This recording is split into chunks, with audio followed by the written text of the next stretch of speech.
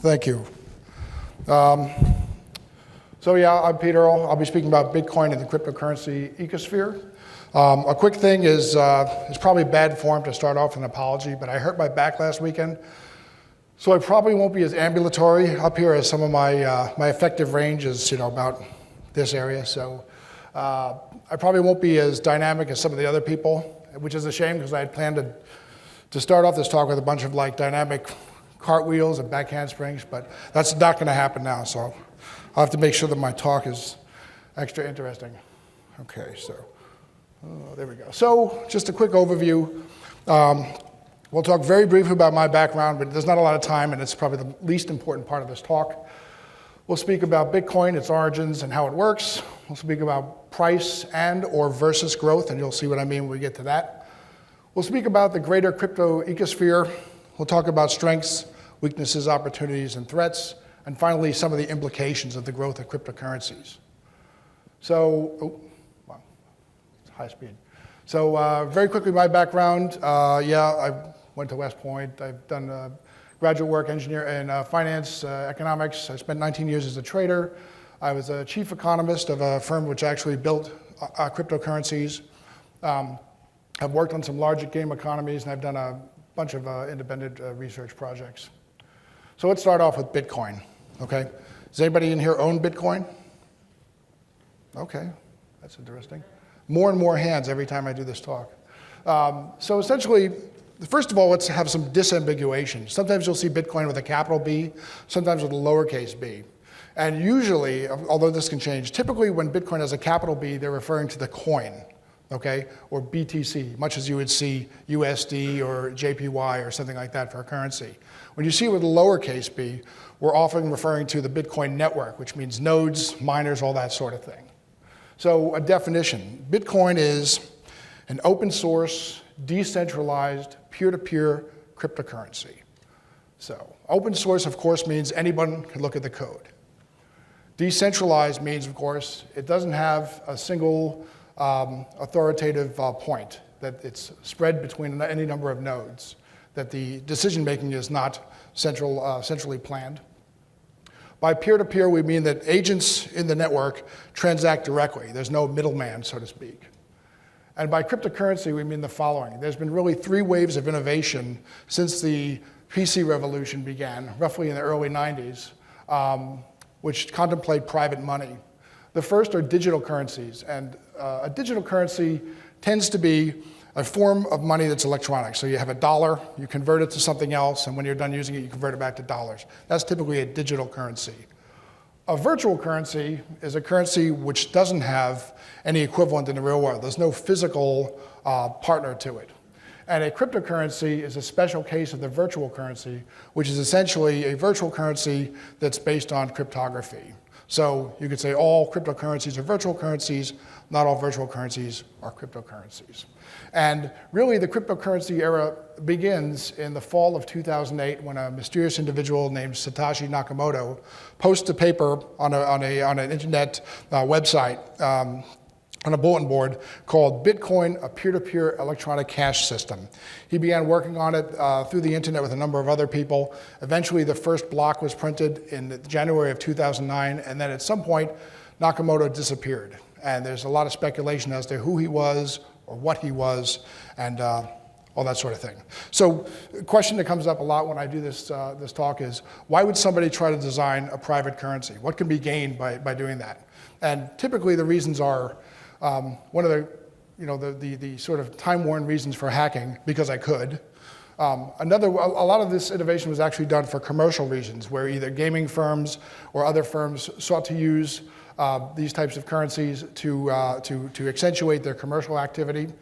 In the case of Bitcoin and the rest of cryptocurrencies, there seems to be a sort of a political thread, to the extent that there's a widespread belief that the Federal Reserve has colossally mismanaged the dollar over its 100 and now 2 years of existence. And for that reason, people could do it better when they design their own currencies. In particular, designing currencies that are deflationary, are designed to be deflationary.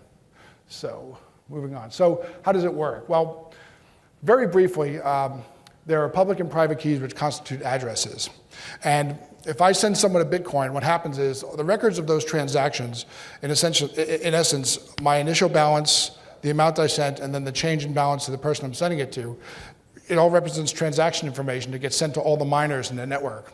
Now, the term miners, of course, connotes individuals who do work and receive some benefit for it, and that's what miners are here, although a better analogy would be auditors.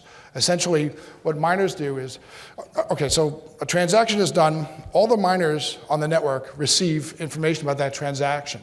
They then quickly pop into action, and what they do is they first take the information about that transaction and they encode it.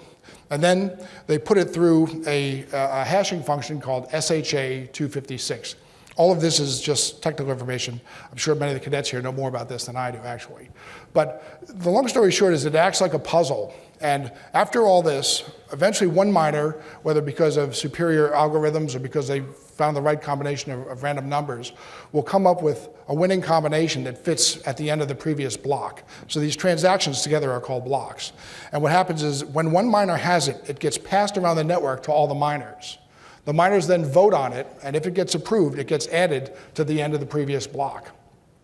That then means that the particular miner that created this winning transaction will receive Bitcoin over the subsequent time period when when new Bitcoin are released.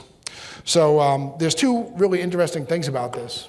I should have been advanced. So there's two interesting things. What did I miss? So wallets are essentially the software on your computer that you need to send Bitcoin or receive Bitcoin.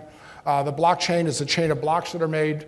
Consensus refers to the process by which miners vote on a successful block. And some other factors here are that Bitcoin is finite, which means that there'll never be more than 21 million Bitcoin at any given time. Right now there's about 12 million in existence. It's fungible, which means that any Bitcoin can be used for any other one. And it's roughly free. I say roughly free or free-ish because to use a comparison, there's a money wiring service out there. I won't use the name of the company, but to send $50, it costs about $4 in fees. To send $50 using Bitcoin, it costs about 3 cents. So there's a comparison there. And now we'll talk a little bit about price and growth. And I thought this was important to put into the presentation because most people found out about Bitcoin when the price shot up and you heard about all these people becoming millionaires overnight. And price does play a critical role in the Bitcoin network because price serves as the incentive for miners to be involved. If there's no price, who cares about winning, or the price is lower than the cost of the mining materials and the mining time, which are rigs and electricity and all that, then there's no reason to do it. So price does play a role. But I think that price as a single metric of either the influence or the importance or the adoption, whatever, of a cryptocurrency, of many things, but a cryptocurrency in this case is very misleading. So here's a chart of Bitcoin. Roughly from the beginning, as you can see, there's a big spike in early 2014, which is commensurate with the Cypriot bank levy, where Cyprus and its having debt problems was going to essentially hit the bank accounts of depositors. And so people sought to move their money from Cyprus, and one of the things they did was put money into Bitcoin. So the earliest transaction we have price-wise, there are a few others, but the one that really is on the record as being the first one was a transaction in mid-2011, actually it was mid-2010, I believe, where 10,000 Bitcoin were traded for 2 pizzas, which meant that the price of a Bitcoin at that time was roughly 25 ten-thousandths of a cent per Bitcoin. Of course, at current prices, each one of those pizzas would be over $1 million. So that's definitely a meal for the truly courageous. Speculation has played a big role in driving the price up. Crises, as I said, we saw first a lot of action in Bitcoin when the Cypriot bank levy began, but also recently in Venezuela and Russia as well. Problems with legality and way more bad press than anybody could imagine between the Silk Road, the darknet assassination market, and other things like that.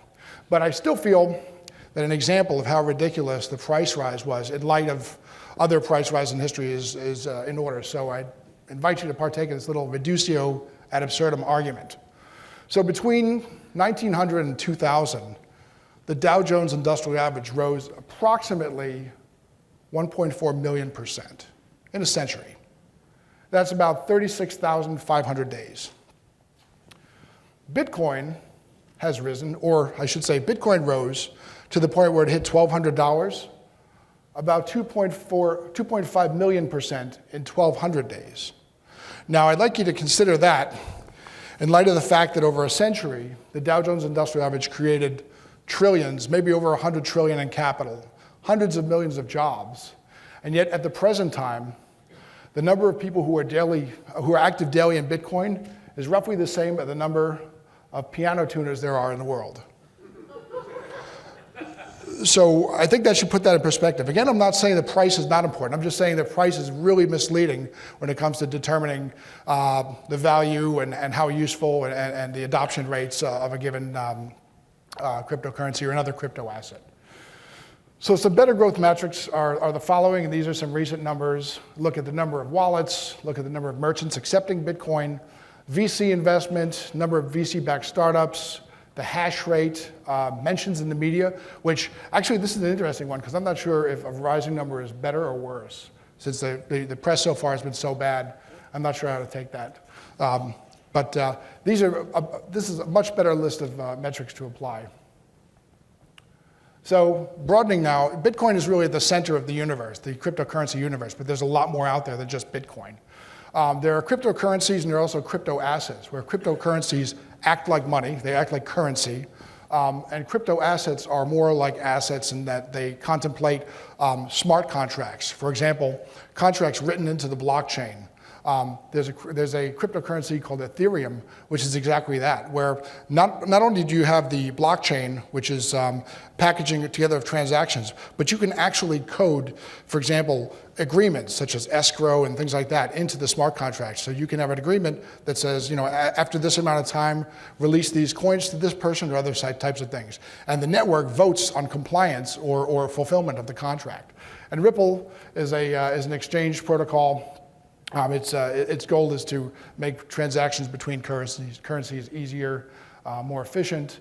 There are many others. There's Litecoin, Aurora Coin, Mazacoin, and there are also many exchanges. In fact, I did a talk, saw many of these guys at West Point on 3 September, speaking about another topic with respect to cryptocurrencies. And on that day, there were 617 cryptocurrencies, 53 crypto assets, and 1,900 exchanges. And on Friday, that number had already changed. 635 cryptocurrencies, another crypto asset, and over 2,000 exchanges. So, as you can see, this is an area that's really exploding. Although, not all of this stuff is, not all of these currencies are reputable, and certainly some of them are just copies of others. So, taking a step back further, there's a whole industry that's evolved around the cryptocurrencies. You have payment processing, you have mining equipment, you have exchanges. There are some things that aren't even included on this diagram. For example, mediators for when transactions don't go right, all that sort of thing. So let's talk now a bit about strengths, weaknesses, opportunities, and threats of Bitcoin and cryptocurrencies more broadly, okay?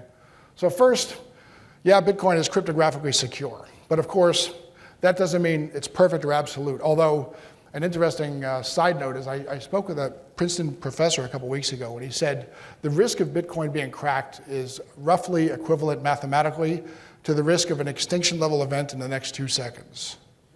So I don't know, I can't really evaluate that for its computational exactness, but that's good enough for me if it's true. Constant innovation is a great thing, which means there's always bugs or problems, exploits being identified and worked on. But that also means there's also rapid obsolescence, and there's been a fear among many Bitcoin users that they'll have amassed this huge wealth and then something will happen that'll just obviate all that they've gathered and all that they've worked on or learned. Decentralization, very robust, no single points of failure. That's a strength, that's a good thing. Scalable at a planetary level, and the blockchain concept, as we'll speak about in a few slides, is widely applicable. There's a lot that can be done with blockchains. On the other hand, because of the way blocks are packaged, transactions are irreversible, which is a huge Achilles heel to the adoption of Bitcoin in the commercial medium. What it means is that if you do say a credit card transaction, that can be reversed. If you do a Bitcoin transaction, it gets packaged into a block, which is it has to be packaged exactly so and encrypted. It can't be pulled out, so you have to basically rely on the on the goodwill of the person you're transacting with to do a reversing transaction, that's quite an Achilles heel from the commercial standpoint. Price volatility, that's a real weakness. Reputation problems, and as I mentioned before, who was Satoshi Nakamoto? Is there a trap door? Is it a skunkworks project? Was it an enemy intelligence type project? Who knows? Nobody knows, except for Satoshi Nakamoto. So I think I included this slide because I think this is a better and a more existential way of looking at the strengths and weaknesses of cryptocurrencies in general. So each one of these is a strength and a weakness, and they're kind of like three legs of a stool or something. So the blockchain security is what gives the cryptocurrency market value. And market value is what it makes it worth it for miners to come in and mine and do their transactional activity, which in turn makes the coin more secure. So that means that if the blockchain security, for any reason, is cracked or is damaged, the market value drops and miners have less interest in being there. Therefore, the security will fall more. So any of these three affected negatively or positively is going to affect the rest. It's sort of a bootstrapped, interdependent look at the cryptocurrency strengths and weaknesses. So now talking about opportunities. The blockchain, which is really sort of at the center of Bitcoin, is a really interesting sort of structure. And it mimics very closely, for those of you who are programmers, a linked list, right? So essentially, there's a couple of businesses out there that are using blockchains in other ways. There's a company called Enable, which is doing emergency financial intervention. They want to use the blockchain to gather information and provide aid to people who are refugees. There's a company called Augur, which is trying to build prediction markets using the blockchain. And it's widely applicable even beyond finance. So in addition, all of what's going on in cryptocurrencies represents a huge voluntary crowdsourced effort in cryptographic research, which is another great, it's a great thing that's occurring. The unbanked are becoming banked, which means that from an economic perspective, when people can save, they eventually can plan more. They can plan projects, which lengthens the term structure of production. It makes it easier and faster, more efficient for companies to build, for countries to build industry and develop more diffuse economic classes. And it gives us an appreciation for spontaneous order. So as I mentioned in my talk a few weeks ago, as I'm sure the cadets will remember, all of this has been done, these hundreds of currencies, these exchanges, billions of dollars of investment, and tens of thousands of jobs, without an active Congress, without a dime of taxpayer money being hit, without a page added to the Federal Register. So it's a huge boost, and it should give us a huge appreciation for what spontaneous order can accomplish. Now let's talk about threats. So first of all, common adage in law enforcement, and of course when you do military operations, I guess against insurgents and such, is following the money. Very difficult to do when you're talking about cryptocurrencies. It's between difficult and impossible to regulate.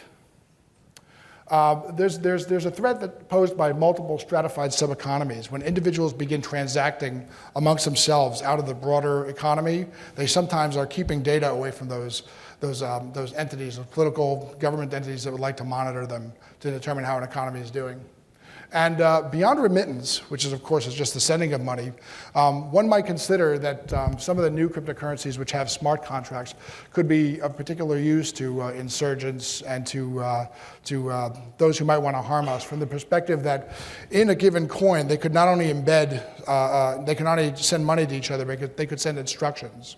They could say, here's a target, or if you hit this target, we'll release these funds to you, that sort of thing. So there's not only the ability to send amounts of money or to transmit value, but also to transmit instructions and information. So this is a tweet that was sent a couple of months back. It's in February. I blocked out the person who sent it, but this person tweeted, essentially, is ISIS in Bitcoin? And using an app called ChangeTip, he sends $1 to this Twitter address, and he says, they are now.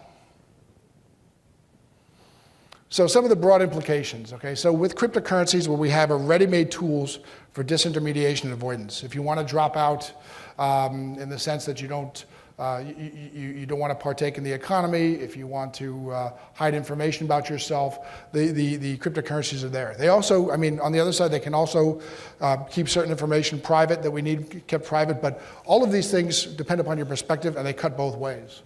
For democracy and law, the implications here are essentially that we have private-made law with smart contracts and cyber mediation, all this sort of thing, such that for a lot of people it seems that there are aspects of the state that are becoming superfluous. And in many ways the government is starting to look like more of a nuisance than help in certain financial transactions and other activities.